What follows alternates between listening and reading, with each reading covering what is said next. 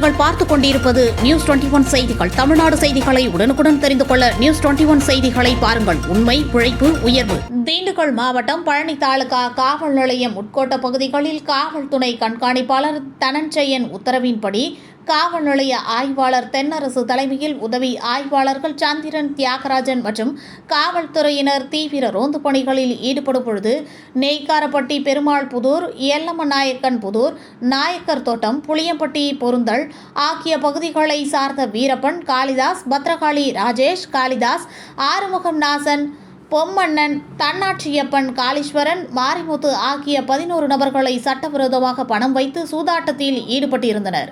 அப்பொழுது பழனி தாலுகா காவல்துறையினர் கைது செய்து விசாரணை மேற்கொண்டு வருகின்றனர்.